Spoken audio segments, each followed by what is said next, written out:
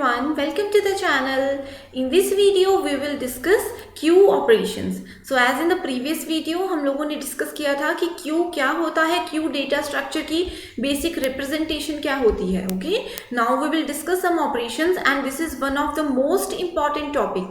Exams में इस video से आपको एक या दो क्वेश्चन जरूर पूछे जाते हैं. So let's start with the first basic operation. First operation is NQ. As we have discussed in the previous video, NQ means to add some value. ठीक है, जैसे कि ये है एक Q का एग्जाम्पल, जिस एंड से हम लोग वैल्यूज को एंटर करते हैं, ठीक है, उस एंड को बोला जाता है NQ एंड. ठीक है, या फिर उसे बोला जाता है रेयर एंड. ठीक है, एंड दूसरा एंड है जहां से वैल्यूज रिलीज होती हैं, या फिर हम बोल सकते हैं जिस एंड से वैल्यूज को रिमूव किया जाता है उस एंड को बोला जाता है DQ. ठीक है, सो NQ एंड DQ ऑपरेशंस जो है वो बहुत ज़्यादा इंपॉर्टेंट है. डेटा स्ट्रक्चर्स में ये बार बार वैल्यूज जो है, ये जो टर्म्स हैं वो यूज होती हैं. Okay, so queue operations may involve initializing and defining the queue. Operations की हेल्प से हम क्या कर सकते हैं, these are use to initialise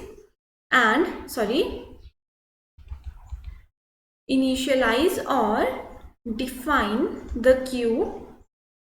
We can utilize the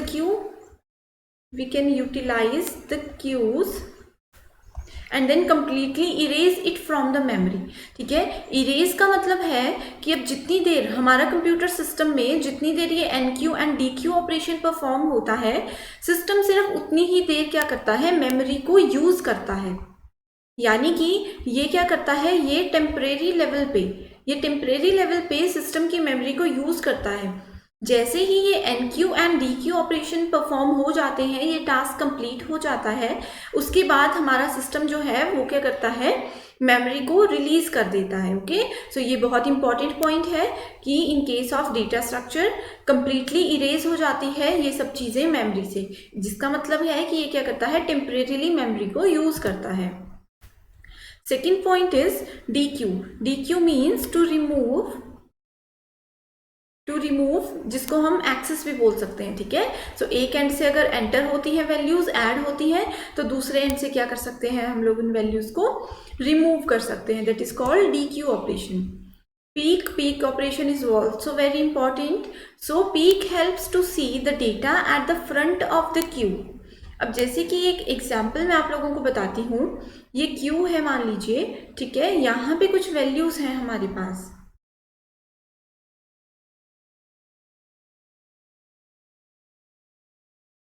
ठीक है, ये क्यू में कुछ वैल्यूज हैं. ये वाला एंड जो है यहाँ से NQ होता है एंड इस वाले एंड से जो है वैल्यूज हम DQ करते हैं. Okay, so peek helps to see the data at the front of the queue. Previous video में मैंने आप लोगों को डिटेल में बताया था कि फ्रंट एंड कौन सा होता है एंड रियर एंड कौन सा होता है.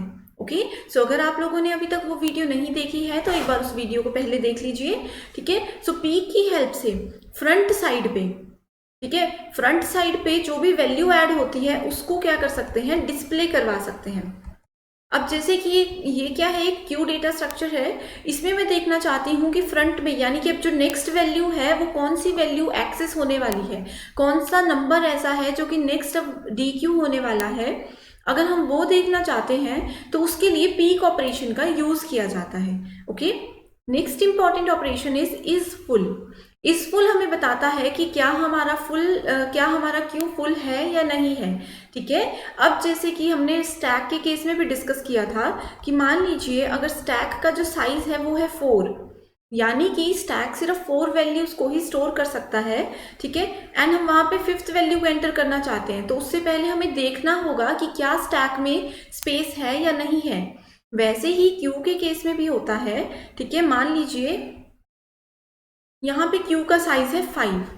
ठीक है, तो यहाँ पे लेकिन सिर्फ हमारे पास वैल्यूज हैं इस तरह से, सिर्फ 4 वैल्यूज है, एक स्पेस जो है यहाँ पे अभी खाली है, एक एरिया जो है वो खाली है. ठीक है, सो इस फुल की हेल्प से हम चेक कर सकते हैं कि क्या हमारा क्यू फुल है या वहां पे अभी कोई एक एलिमेंट ऐड हो सकता है. ओके, जैसे इसका एक रियल लाइफ एग्जाम्पल मैं आप लोगों को बताती हूँ. अब मान लीजिए कि इधर एक टनल है. ठीक है, या फिर एक हम बोल सकते हैं कि ये एक टिकट काउंटर है. ओके। एंड मान लीजिए यहाँ पे सिर्फ 20 टिकट्स मिल सकती हैं अभी, ठीक है, टिकट सिर्फ 20 ही है अभी अवेलेबल।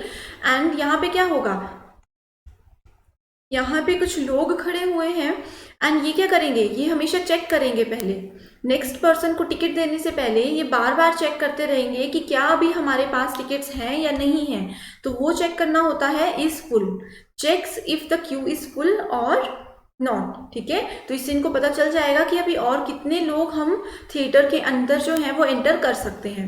इज एम्प्टी भी यही बताता है, it checks if the queue is empty और नॉट, ठीक है। तो यहाँ से ही पता चलता है कि क्या क्यू खाली है या उसमें कुछ एलिमेंट्स पेंडिंग है। ओके, सो एन क्यू, ठीक है, ये जो है वो enqueue and dequeue बहुत ही इंपॉर्टेंट है। In queue we always dequeue the data, ठीक है। डी क्यू कहाँ से करते हैं, फ्रंट से करते हैं। और एन क्यू को हम स्टोर भी बोलते हैं, एन क्यू कहाँ से करते हैं, रियर पॉइंट से करते हैं, ठीक है। सो ये दोनों इंपॉर्टेंट पॉइंट्स हैं, ठीक है। So here we have some steps which are used if I want to enqueue some element in the queue. So first check the queue is full or not. ये जो स्टेप्स हैं ये steps बिल्कुल same हैं जैसे कि हम लोगों ने स्टैक में डिस्कस किए थे, ठीक है। स्टैक में भी वैल्यू एंटर करने से पहले देखा जाता है कि क्या स्टैक फुल है या नहीं है, वैसे ही क्यू में भी देखा जाता है कि क्या हमारी स्टैक फुल, क्या हमारा क्यू फुल है या वहाँ पे कुछ स्पेस है अभी, ताकि हम लोग नेक्स्ट एलिमेंट्स को ऐड कर सकें। If the queue is full, अगर क्यू फुल होगा तो वहाँ पे ओवरफ्लो एरर अकर होगा, ठीक है। अगर क्यू फुल नहीं है, वहाँ पे कुछ स्पेस है, तो क्या होगा, इंक्रीमेंट हो जाएगा रियर पॉइंट, ठीक है। इंक्रीमेंट कैसे होगा रियर पॉइंट होता है बिल्कुल एन क्यू वाली साइड पे। अभी तक रियर पॉइंट क्या था, सी था। अब यहाँ पे हम लोगों ने वैल्यू क्या एंटर कर दी, डी एंटर कर दी, तो सबसे लास्ट में जो वैल्यू है वो डी हो गई, तो रियर पॉइंट क्या हो जाएगा, डी हो जाएगा, यानी कि ये क्या हो गया, रियर पॉइंट इंक्रीमेंट हो गया। ओके, सो वही चीज यहाँ पे बोली गई है, then increment rear pointer to the point the next empty space. Okay, add data element to the queue location where the rear is pointing and return success, ठीक है। सो ये एक बेस्ट एग्जाम्पल है। अगर आप लोग ये डायग्राम को अच्छे से समझ जाते हो तो इजीली क्या होगा, आप लोग क्यू एंड स्टैक में डिफरेंस क्लियर कर सकते हो, ठीक है। अब जैसे यहाँ पे हम लोग एन क्यू की बात करते हैं, पहले रियर ये था, अब रियर वैल्यू नेक्स्ट जो ऐड हो गई वो है। अब मान लीजिए इसके बाद मैंने एन क्यू किया ई, तो यहाँ पे क्या होगा, ई वैल्यू ऐड हो जाएगी, सो रियर पॉइंट क्या होगा, रियर पॉइंट ई बन जाएगा। वैसे ही अगर साथ में ही मैं डी क्यू कर रही हूँ, ठीक है, मैंने इसको क्या कर दिया, डी क्यू कर दिया वैल्यू को, तो जो फ्रंट अभी ए है वो फ्रंट वैल्यू क्या बन जाएगी, बी बन जाएगी। So here we have the procedure of NQ data structure, NQ in Q data structure. If Q is full, तो overflow condition अकर हो जाएगी, एंड इफ, तो यहाँ पे काम ही खत्म हो जाएगा, एंड हो जाएगा, आगे कुछ करने की जरूरत ही नहीं है। अगर Q फुल है तो आगे NQ हो ही नहीं पाएगा, ठीक है। तो यहाँ पे सिस्टम जो है वो एंड कर देगा प्रोसेस को।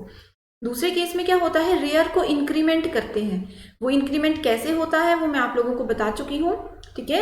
जिसमें क्या होता है, रियर में नेक्स्ट डेटा एलिमेंट ऐड हो जाता है एंड प्रोसीजर एंड हो जाता है। Here we have the DQ operation. DQ में भी हम देखते हैं, हमेशा देखना है, इसमें कंफ्यूज नहीं होना है आप लोगों ने। NQ के केस में क्या होता है, हम देखते हैं वो फुल है या नहीं है, वैसे ही DQ के केस में हम लोग देखते हैं कि सिस्टम हमारा एम्प्टी है या नहीं है, ठीक है। क्योंकि DQ से हमने क्या करना होता है, सिस्टम को खाली करना होता है, ठीक है। Q को खाली करना होता है, इसलिए हम यहाँ पे एम्प्टी सेक्शन को चेक करते हैं। एंड NQ से क्या करना होता है, वैल्यूज को ऐड करना होता है, इसलिए हम देखते हैं कि ऐड करने से पहले कहीं ये फुल तो नहीं है हमारी क्यू या स्टैक या कोई भी डेटा स्ट्रक्चर। ओके, तो सेम प्रोसीजर इधर रहेगा कि अंडरफ्लो कंडीशन अकर होगी। ये अंडरफ्लो ओवरफ्लो ये क्या होता है, किस तरह से वर्क करता है, ये मैं डिटेल में आप लोगों को बता चुकी हूँ। If the queue is not empty, अगर क्यू एम्प्टी नहीं है इसका मतलब है कि इसके अंदर कोई एलिमेंट है। अगर एम्प्टी होगा क्यू तो वहां से हम लोग किस तरह से डेटा को रिमूव करेंगे, नहीं कर पाएंगे। लेकिन अगर क्यू में कोई वैल्यू है तो उसको हम क्या कर सकते हैं, रिमूव कर सकते हैं, DQ कर सकते हैं। तो हम क्या करेंगे, अगर क्यू एम्प्टी नहीं है then we access the data where front is pointing, ठीक है। फ्रंट पॉइंट से हम क्या करेंगे, this is the front point, and front point से हम डेटा को एक्सेस करेंगे, ठीक है। और फ्रंट पॉइंट क्या होगा, ये हो जाएगा। And also in case of Q हमेशा सीक्वेंस में ही हम क्या कर सकते हैं, वैल्यूज को ऐड कर सकते हैं एंड वैल्यूज को रिमूव कर सकते हैं। अब जैसे कि यहाँ से मैं मान लीजिए कि सी को रिमूव करना चाहती हूँ, तो डायरेक्टली हम बी से रिमूव नहीं कर सकते। हमें क्या करना होगा, हम पहले ए को रिमूव करेंगे, फिर बी को करेंगे, उसके बाद कहीं जा करके सी को हम लोग रिमूव कर सकते हैं, डी क्यू कर सकते हैं। ओके, सो इस तरह से फ्रंट ये था, हमने इसको डी क्यू कर दिया एंड फ्रंट पॉइंटर क्या हो गया फिर नेक्स्ट वैल्यू। वैसे ही अगर बी फ्रंट हो गया, हमने इसको भी डिलीट कर दिया, तो front value will be next value, that is C in this case. Okay, तो if queue is empty underflow, system यहाँ पे स्टॉप हो जाएगा एंड डेटा इसमें क्या होगा, फ्रंट वैल्यू में 1 ऐड होता जाएगा। ठीक है, ये एक बिल्कुल सिंपल सा प्रोसीजर है। So I hope you understand each and every point, and this video is also very important. Thank you so much for watching this.